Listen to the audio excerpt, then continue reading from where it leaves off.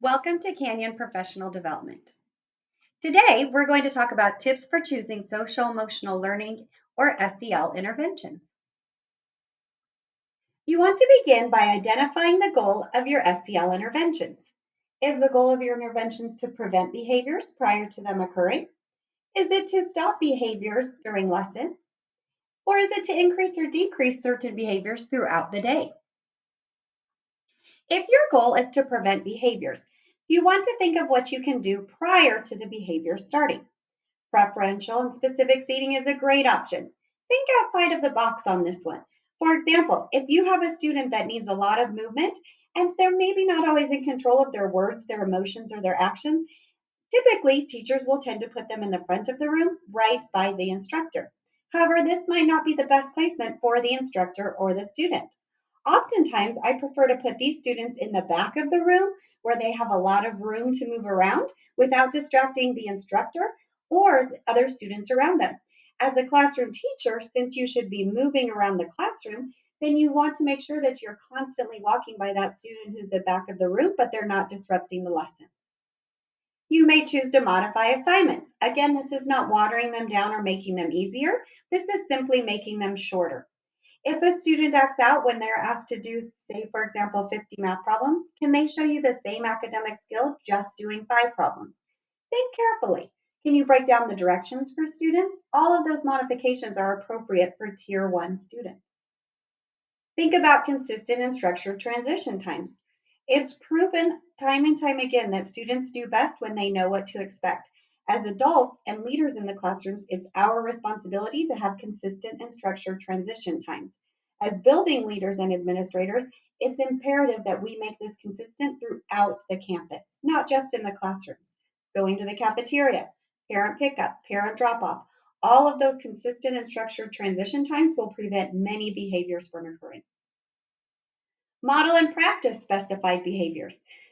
Those specific behaviors that you're looking for, make sure that you're modeling them. Make sure that you're allowing other students to model them. Use visual cues or pictures, especially for those students that may be uncomfortable with change. Let them know what's coming up. Let them know what will be taking place. Praise students modeling desired behaviors. Oftentimes, simply praising those making good choices motivates those not making good choices to step up. Use proximity and physical cues. Again, this is walking around the classroom, being present, being next to the students, maybe just lightly touching them on the shoulder, maybe just looking at them. It might be something as simple as a wink. I see you, I notice you. I either appreciate the choices that you're making or I'm looking for you to make better choices. If your goal is to improve behaviors during instruction, make sure that you have clearly outlined expectations prior to the lesson. Provide specific feedback regarding expectations during lessons. For example, I appreciate that so and so is sitting up straight in their chair and they have the materials needed for this lesson out and ready to go. Making sure that you are not just saying, I appreciate so and so, or you're doing a good job. Why are you doing a good job? What specific behaviors are you doing that I'm noticing? Organized and consistent feedback.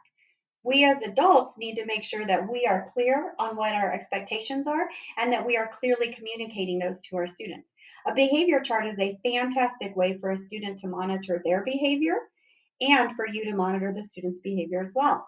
Oftentimes, if I have a student that's disruptive, I might simply ask them to keep a tally chart. If they're exhibiting the behaviors that are disruptive, I might say tally, and all the student simply does is put a tally sheet next to that part on their behavior chart. And then we check in at the end of the lesson and discuss why they received the tally. That way, I'm not stopping instruction for all students, but I'm letting that student know that I noticed their behavior may not have been on task. Daily check-in with adult. As noted with the behavior card I mentioned before, this might be with the classroom teacher. This might be with a teacher outside of the classroom. This might be with the building manager if the student has a strong relationship with the building manager. It might be the cafeteria manager. Use all adults on your campus to check in with students as needed. And encourage and teach students to self-monitor. The behavior tally chart that I mentioned earlier allows students to monitor their own behavior.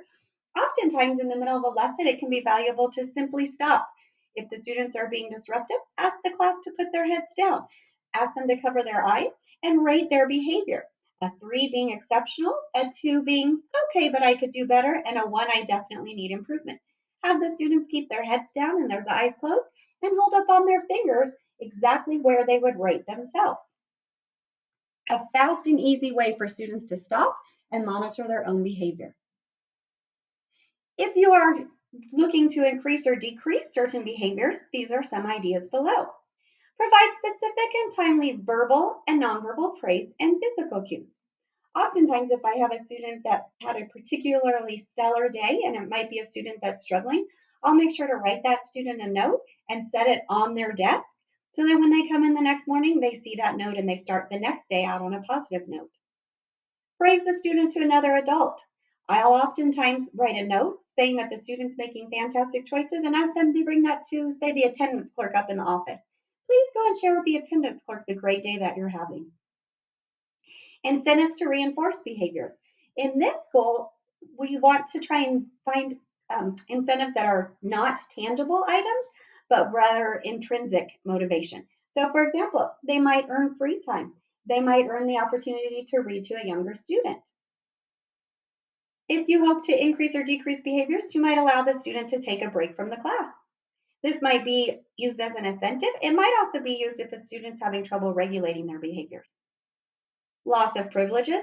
Unfortunately, there are times when we cannot just praise with positive, or we can't just allow praise and positive feedback. There does need to be a loss of privileges, especially if other students are not safe or feel that,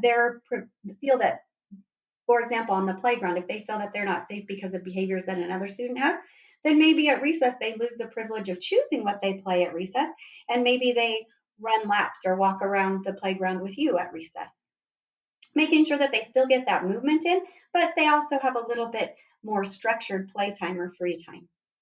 Verbal, non emotional, firm, and specific feedback, and discussion about how actions impact others. Oftentimes, when the student has calmed down, if they're having behaviors that are disruptive, off task, or hurtful to others, it's very helpful to talk about how those actions affect other students, not just the student involved, not just the adults involved, but the other classmates. These are just a few ideas and some tips and strategies for choosing SEL intervention. For more ideas on SEL interventions, subscribe for free PD at our channel here, or contact us for customized professional development. Thank you for joining us today.